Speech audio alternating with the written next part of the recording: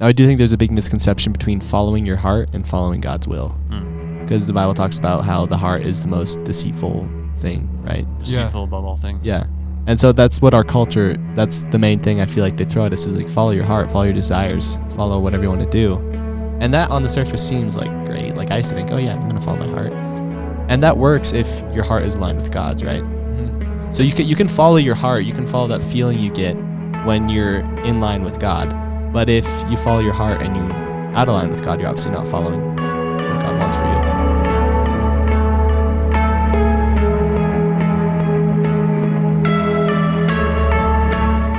What's up, guys? Welcome to the channel. Today we're all the same height. It's a little shorter. Huge torso.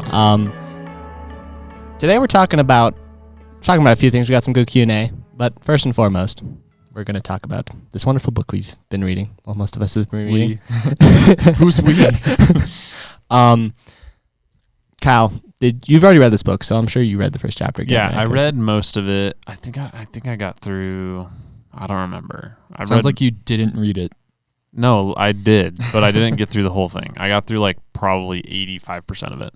Of the first chapter? No, of the whole book. Oh. The first time I read it. Oh, okay. No, and then I did read the entire first chapter this week. Nice. And just to tell you how easy it was and how easy it is to find time to do that, I did most of it while in the gym working out. Nice. See, that's the thing. I've been like listening to the Bible when I drive, but recently it just does not work. It just does not play. I think it's because I don't have service like up where I'm living right now. I thought it said like didn't work spiritually or something, but that makes It more just sense. doesn't work for me. It's not great. It's not working out for me. No, it was working out great until it stopped working. Bro, why can't we just put the Bible on audio in all languages in the world and just put them on SD cards and freaking like yoink them everywhere? I think they're working on Yoink it. them means take them. We would have to yeet them everywhere. Yeah. Yeah. They can yoink them from us. Yeah. But no, We would have like, to eat them. China what is there to yoinking work Bibles. on? We already have all the technology we need. We have SD cards and audio. Well, you That's all can't, you need. you can't send them to North Korea or China because they're banned. And sometimes the Bible hasn't been translated into every single language. Like there's a project out there, and maybe some of our listeners know what it's called. And if you know what it's called, comment on it. But there is a project that they're trying to translate the Bible into every single language. But there's like certain people groups that like the Bible hasn't been translated into their language. Mm-hmm. So there's actually, like I said, a mystery project of which name I don't know that is trying to do that. Well, that's cool. I'm sure there's some organizations that like are super private that just do a bunch of like crazy evangelism that just can't tell anyone because it's like if Maybe. other people knew, they'd get in trouble. There's probably a group in North Korea just like that. Because there's a lot of stuff you're not allowed to do, and that would be one of them. Yeah. I will say that. I don't know. What will you say, Kyle? Kyle, we want the wise words. I was going to say something about the Bible and translating, but it totally just disappeared from my brain. Well, when it comes back to you later in the episode, Luke will edit it so that it looks like it was seamless. I don't think I will. I would like to say that. People need to see Kyle's very rare faults, you know? Make sure he's still human. I'm so upset. Anyways, let's get back to the book here. So, yeah. For everyone listening, Aiden didn't read it, but I'm sure he understands the basic premise when we talk about it. And for everyone listening, I know you didn't read it either. So. Yeah, you guys are falling behind. So the book's called Wild at Heart. Should we kind of maybe break that down? Because I think we kind of got an understanding of why it's called that in the first chapter. Yeah, so he goes over it in the first chapter, and essentially what John Eldredge is making the case for is that man created by God was given this unique calling on his soul, and that's a calling of like adventure. And he breaks it down deeper, essentially saying like that men in our very deep being of who we are wild and dangerous and something to be reckoned with almost. Yeah, like exciting. And you can see it, in today's pop culture and our, just the way our society, I'd say, reaches out to men. It's kind of like this calling. But then on the flip side of that, well, actually, that's another part of this topic. But essentially, what he's saying is like God put that in us. And when you take that with a godly perspective, it actually awakens your soul into like what God designed it to be. Mm-hmm. It was super cool to read because like you don't hear that perspective a lot of like we were made to be adventurous. We were made to have exciting lives. I feel like even in church culture, you kind of get the vibe of like, well, to be a good Christian, you gotta, make money, a lot of money either, and tithe it, and like, be a good person that way, or you gotta just, give your body as a living sacrifice to the church and just kind of do these vacuum the floors, mop the floors, and like bake cookies for everybody. But like, yeah, he makes a case for that too, where he says like, what has the church described as a good Christian man? Yeah, and it's not exciting. Mm-hmm. It's like, I wear khakis and button downs, and I'm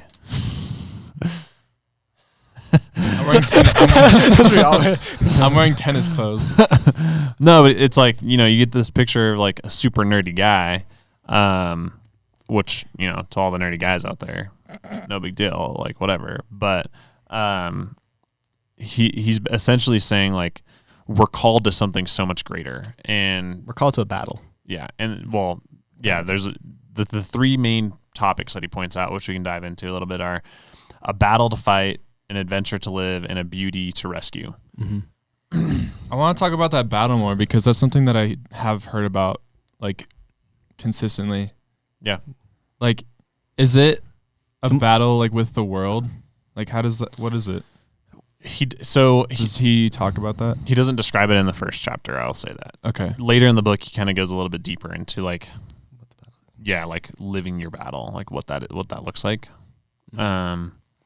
But essentially, like, that's the whole point, or the whole idea behind that is like, video, like Call of Duty, Modern Warfare 2, like, movies, like, battle movies, all this stuff, like, it calls to men for a reason. It's not like I think our society is always so close to the truth, and because of that, it like sucks people in. Does that make sense? Yeah. Yeah, I guess so.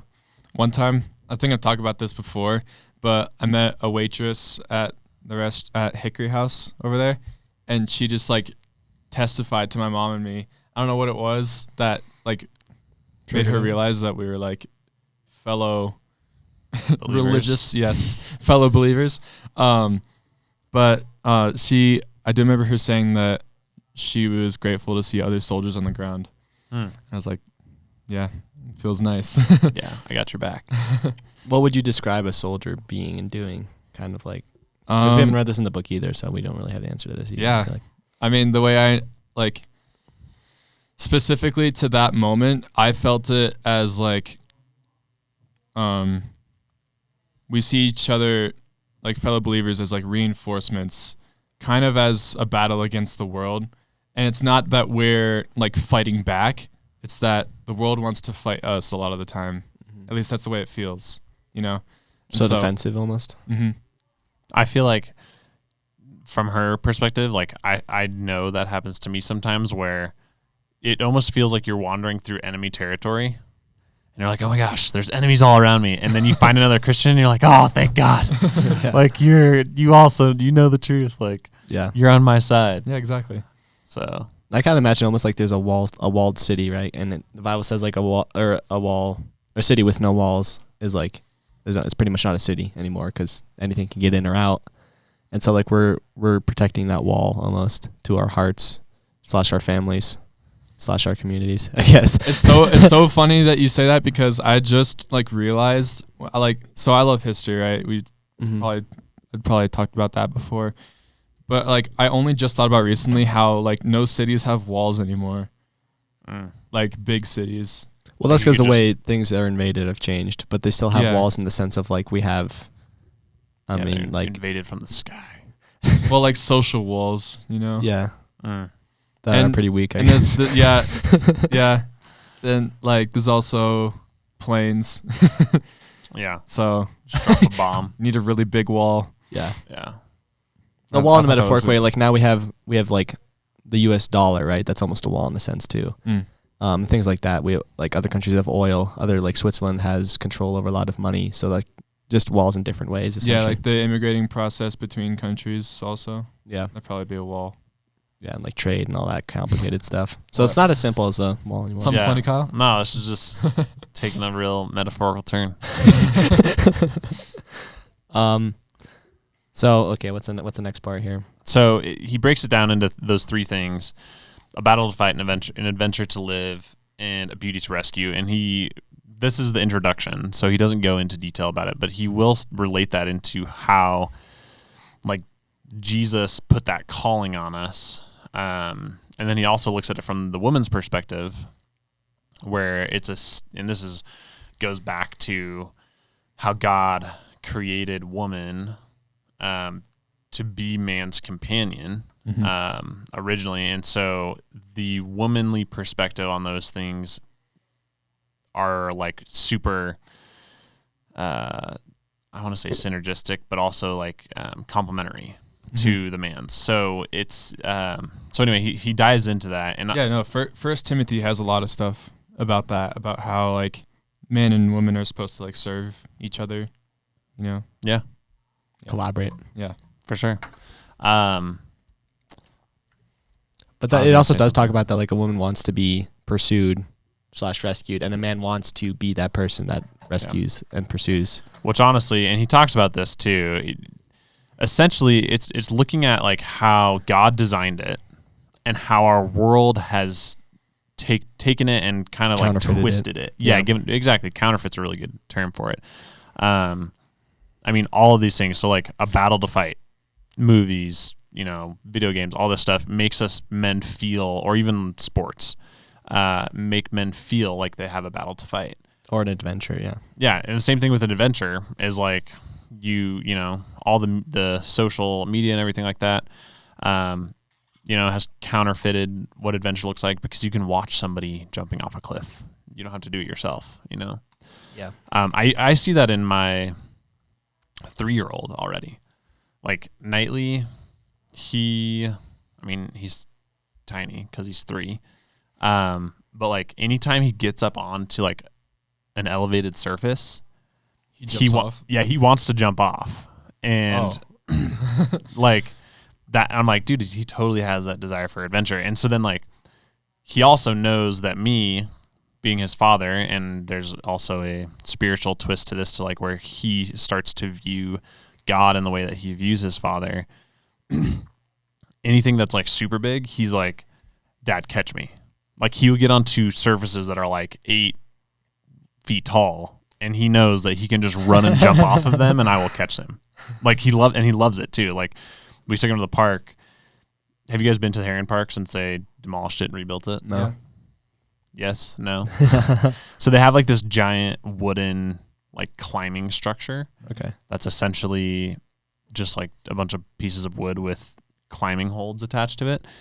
And we took him there the other night, and he just kept running laps, dude. He'd run up, climb up the one side, and it's slanted, so you can climb up one side, and then it gets really tall on the other side. And he'd climb up like halfway, and then he would just run and jump.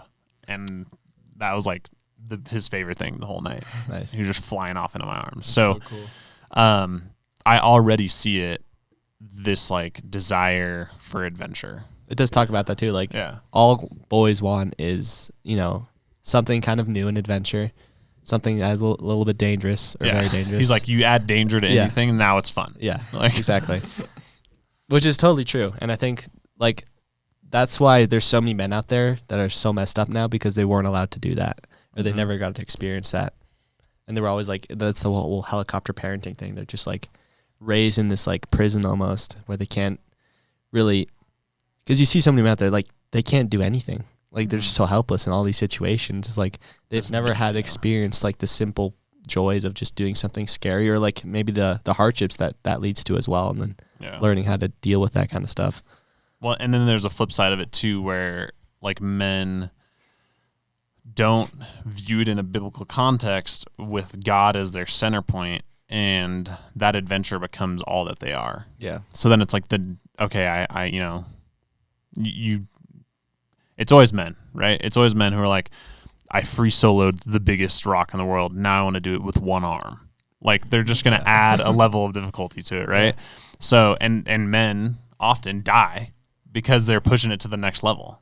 Mm-hmm. And so that, I think that's like where you hear the term like adrenaline junkie, or they're just like chasing that next high. Yeah, thrill seekers. Yeah, thrill seekers. There's also that running joke of like why women live longer than men, you know? Yeah. It's probably got some truth to it. Yeah. Oh, absolutely. Absolutely. Yep. So And it's it also talks about like we can also there's so many things we can counterfeit adventure for. Like it talks about like some people will make the woman the adventure, or they'll make whatever else the adventure, and not like the true purpose they were given by God.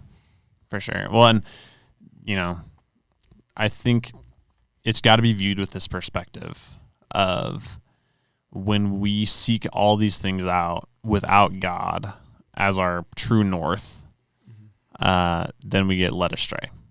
It's, you know, same thing with A Beauty to Rescue. That's why the pornography industry is so huge, is that reason alone. Like, you get, you know, the whole pornography industry is built off of like this woman who's like, I just want you.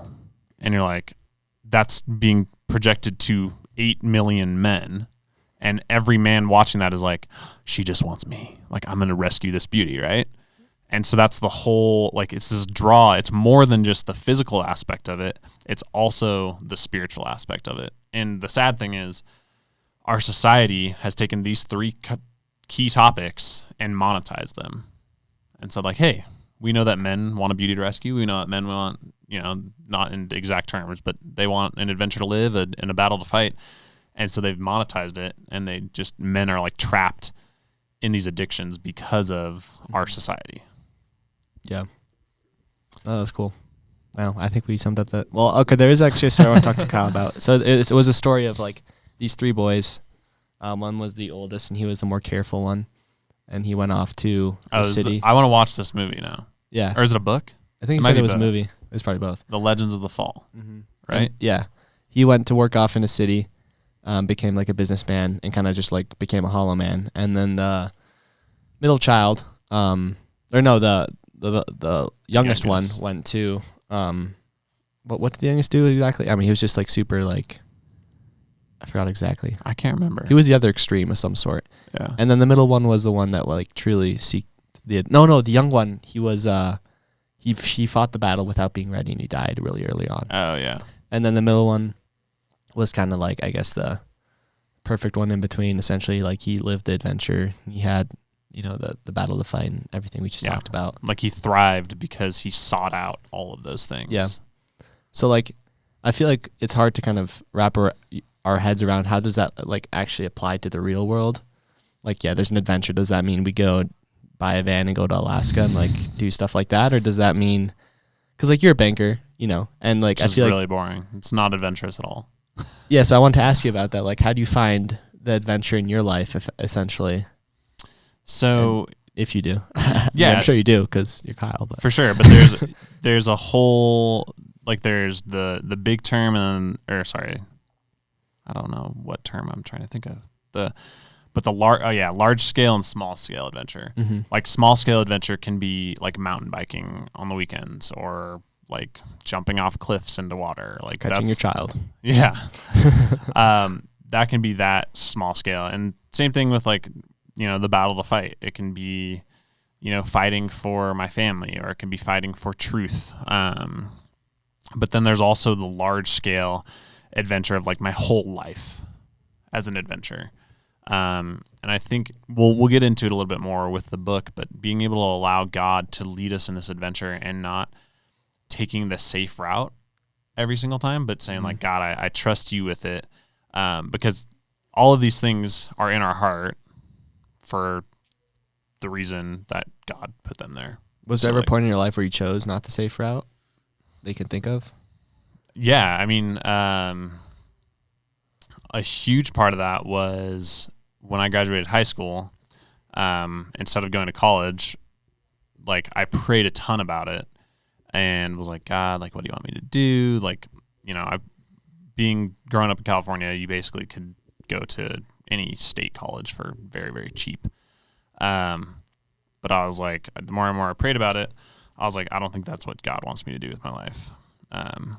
And so that was a huge leap for me, because then I just moved out here, and it was not the safe route at all. Basically just started from the bottom and was like, working my way up. And What was your first job here? my first job here was as a server at the Stew Pot in Snowmass. Nice. Where were you living? I lived at Were my you? in-laws' house. So my in-laws have a huge house, and they have like a downstairs den. And so I was actually living with my brother-in-law in his room at their house. Nice. Nice. Yeah. How old were you? It's like, I guess, 19, 20. I was 17 Oh, wow. when I moved out geez. here. Yeah. I was 17, and then that fall, so I moved out here in June. That October, I turned 18. Now to think of it, that's like another big counterfeit thing I feel like our culture sells is like college.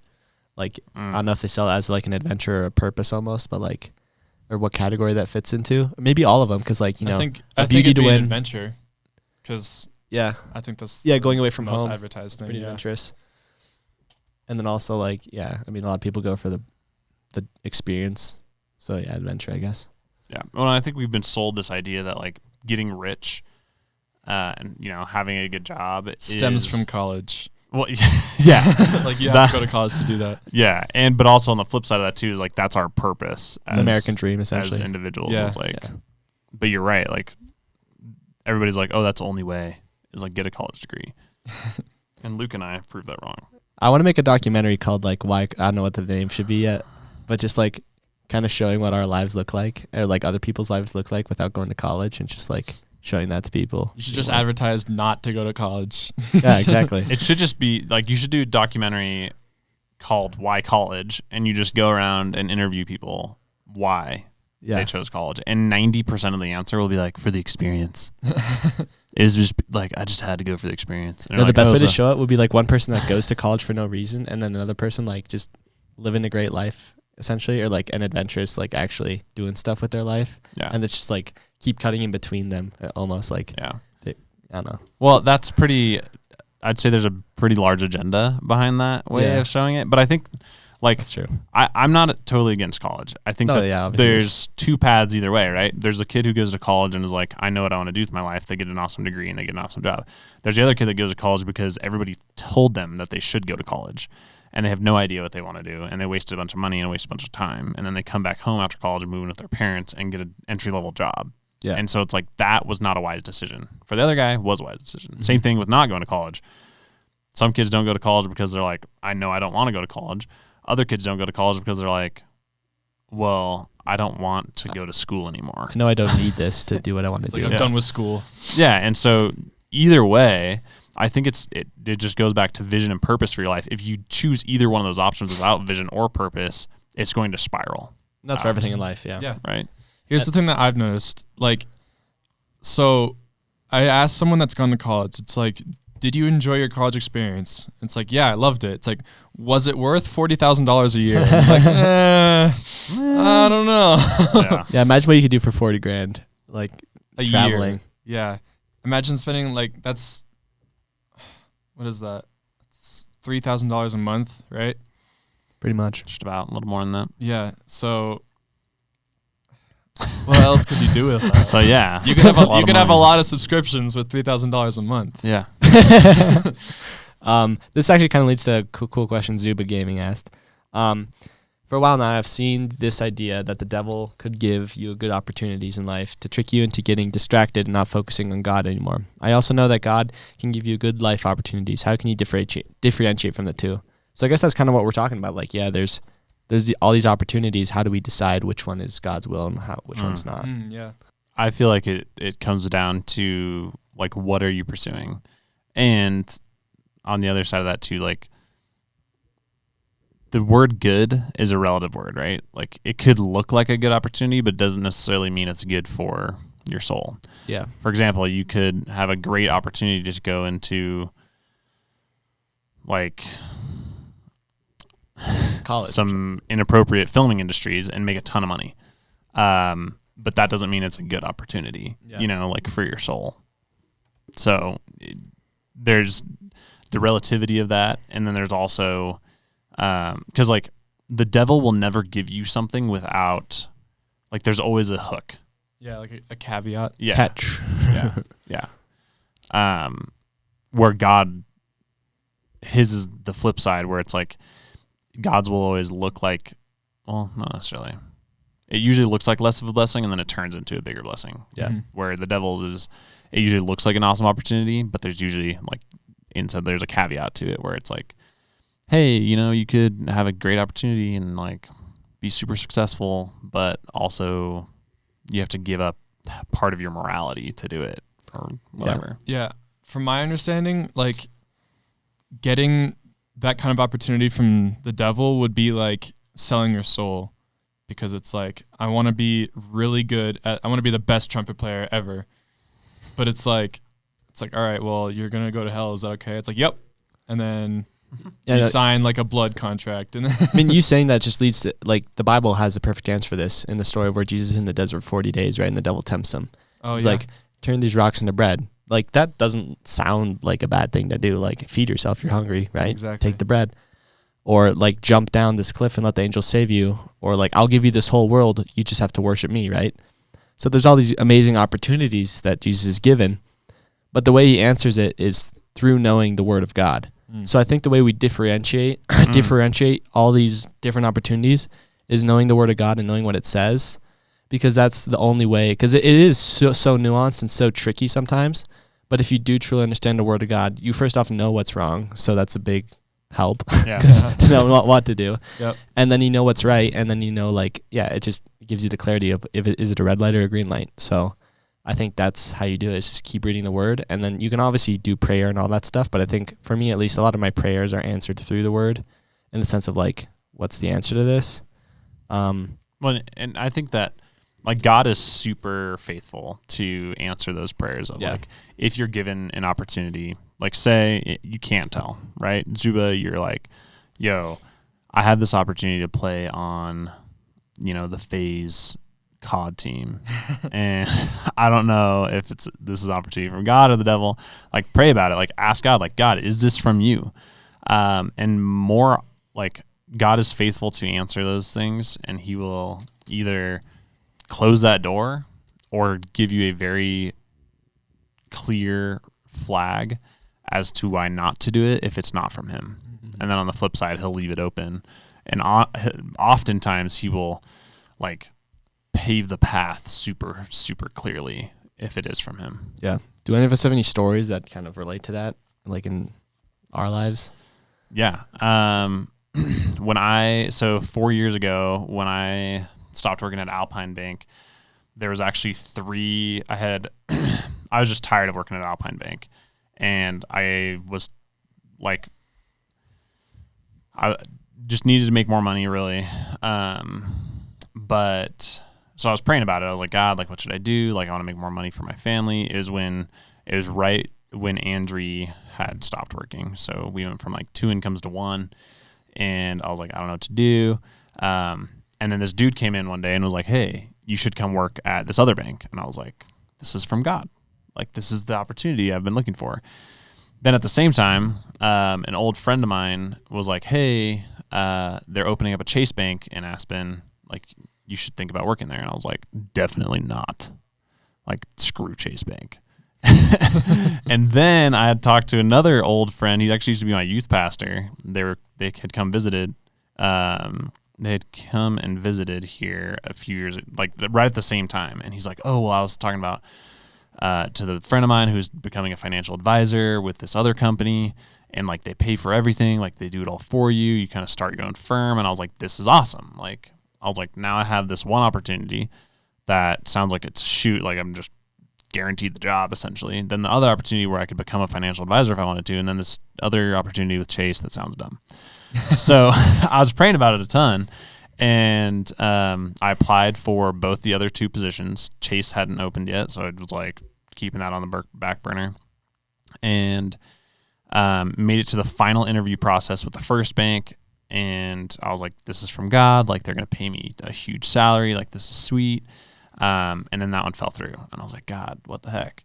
But I was praying through the whole time. So like, I couldn't differentiate it, but God was still guiding me in it. And this will all circle around, I promise. Then the other one, I applied for the financial advisor position. They got back to me and were like, sorry, we don't feel comfortable opening a position in Aspen right now. And I was like, you guys don't know what you're missing out on. And so I was like super bummed. And so then I was like left with Chase. And I was like, man, this was my least fate. Like, I did not want to go with Chase. Anyway, got the job with Chase. Fast forward a few years, I have moved up through 3 positions, and I'm the branch manager there. God's blessed me a ton. I have an awesome team. Like, I've tried to honor God through it. I told him, like, when I first started, like, God, I want to be bold for you. Well, a few months ago, we were interviewing for one of our banker positions, so I was going to hire this person, and I interviewed the guy who beat me out for that other bank position. So he would have been my employee. So it was super crazy. I was like, man, God had such bigger plans for me than going to this job. And that guy was like, yeah, I'm sick of working here. Like, I don't want to work at this other place anymore. And I was like, dude, I'm so glad I'm not in your position. Like, I could be you right now if I hadn't submitted to God. That's cool. So even when you don't see it, like, God works it if you honor him and choose him in it. Now, I do think there's a big misconception between following your heart and following God's will. Because the Bible talks about how the heart is the most deceitful thing, right? Deceitful above all things. Yeah. And so that's what our culture, that's the main thing I feel like they throw at us is like, follow your heart, follow your desires, follow whatever you want to do. And that on the surface seems like great. Like, I used to think, oh yeah, I'm going to follow my heart. And that works if your heart is aligned with God's, right? So you can follow your heart. You can follow that feeling you get when you're in line with God. But if you follow your heart and you out of line with God, you're obviously not following what God wants for you. So it's like, that's, first off, yeah, it's hard to be like, okay, I'm in line with God, which again kind of goes back to reading the word and just knowing his character, I feel like. But I don't know.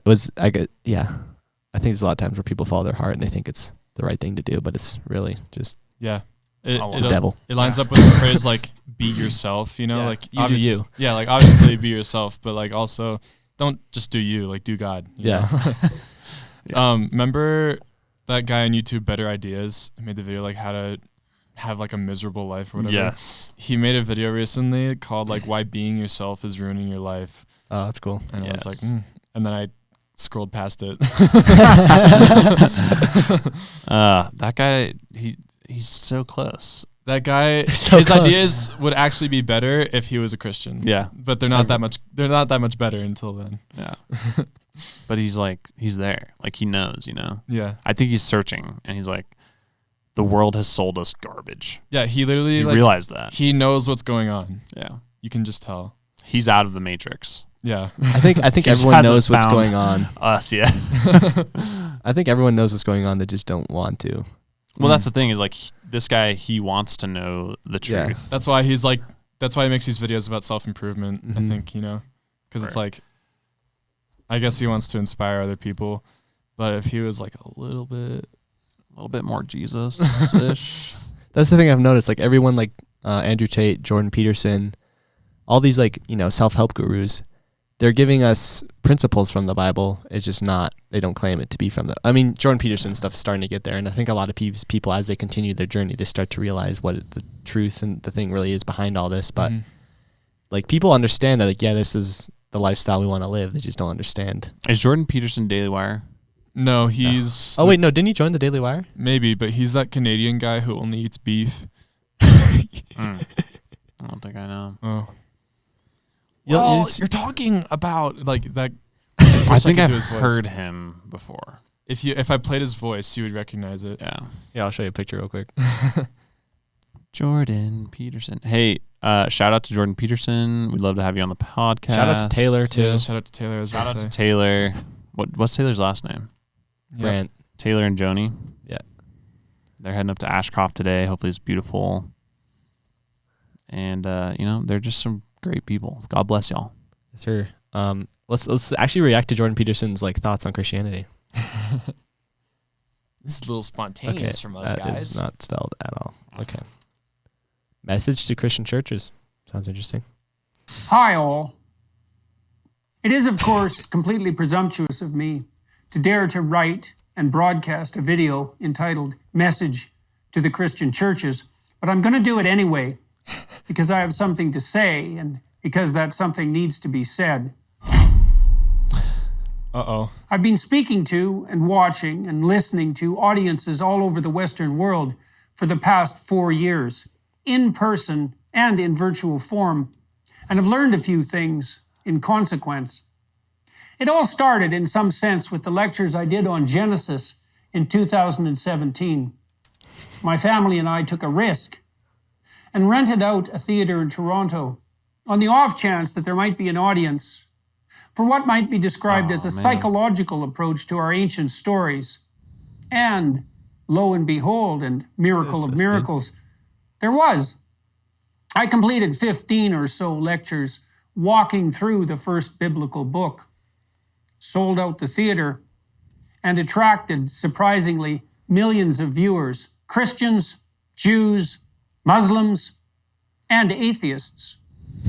And most of the people who attended live, and the majority of those who watched online, were young men. That is not a phenomenon that can be easily accounted for. But let me try.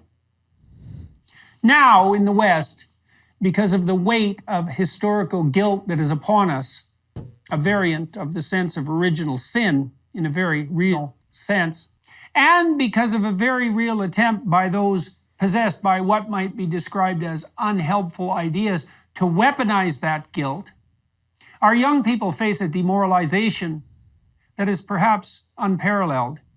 This is particularly true of young men, although anything that devastates young men will eventually do the same to young women. Ooh. And that, in this era of antinatalism and equally reprehensible nihilism, is precisely the point. When they are children, boys are hectored for their toy preferences, which often include toy weapons such as guns, Dude, actually, and their more boisterous playing style, as boys require active rough and tumble play, that's probably even more than girls, for whom it is also a necessity. When in grade school, boys are admonished, shamed, and controlled in a very similar manner by those who think that play is unnecessary, particularly if it's competitive, and who value a docile, harmless He's just using obedience. too many words to say it. Yeah. I love how that's like exactly what we just talked about. Yeah. So the thing he's saying about young men, like, I don't know what he's going to get to because he's saying so many words. But like, I was just thinking as he was talking, it's so ironic that like the Christian community in Aspen does a really good job of reaching out to young people. And I thought that was so ironic for a town like Aspen where it's all about partying. Yeah. And doing what the Bible says not to do. And it's like, I just realized, like, if it wasn't a Christian community who hadn't reached out to me in middle school, I wouldn't be like where I am right now. And so I thought that was interesting. Well, I think what he's eventually going to get to is this idea that like churches have stripped away masculinity from men. Yeah. And I think that like you said, Aspen, this party scene, is kind of glorified because, oh, well, at least they're not out like, you know, doing something crazy. At least they're just at our house. Yeah, like they could have been doing something worse. Yeah. Yeah. And so it puts you into this stagnant, like, oh, well, I'll just party and like be the good kid, get good grades, and it's all okay. So I think that should like open our eyes and be like, yeah, the way that we should be reaching young men is calling them into this greatness that John Eldridge is talking about. I think that Jordan Peterson's probably talking about, where it's not like built on that, like just be the good kid mentality. It's like realize what your soul needs and feed it. Yeah. You know, I mean, I think of all the stories in the Bible where it's like men. It's like David, Joshua. Like, there's never a story in the Bible of like some, I guess, and maybe like a lot. What was Eli and what was the kid's name? Samuel. Like that. Yeah, that that's kind Eli of like was like that docile guy, and then God was like, "Stinking reprimand your sons," and Eli's like, "Well, but you know," and then he's like, "And you're dead, and your sons are dead." yeah. So Samuel was That he lived an adventurous life he's for a BA. sure. He'd like go up to kings and stuff and be like, "You suck," and they're like, "Kill him," and he's like, "God's got my back." That's another. That's actually kind of what the chapter was pointing at mostly in the book was like Jesus wasn't like everyone looks at him like a Mother Teresa kind of vibe, but he wasn't. He was like he's flipping tables. If people like he almost like he kind of talks about almost like picking fights, walking on water. Like you wouldn't be the one like, oh, okay, yeah, you think what you want to think. He would say the truth and you'd say it boldly. And so I think that's something we can take inspiration from. And I think that's another part of masculinity that's been taken away is like being someone to like be indiscriminately like brave, I guess.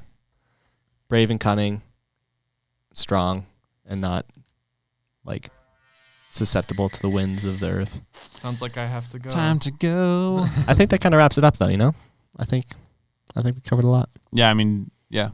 There's some more Q&A we have to answer, but we'll do the next episode. So if you guys want to read with us, Aiden's going to have to catch up on 2 chapters. I guess so. But we're reading chapter 2.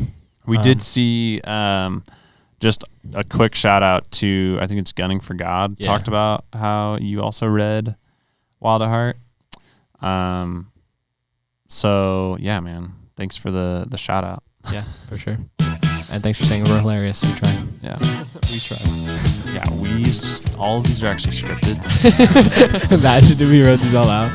All right, we'll see you guys in the next one. Jesus is a friend of mine. Jesus is my friend. Jesus is a friend of I mine. have a friend in Jesus. Jesus is a friend of mine. Jesus is my friend. Jesus is a friend of mine.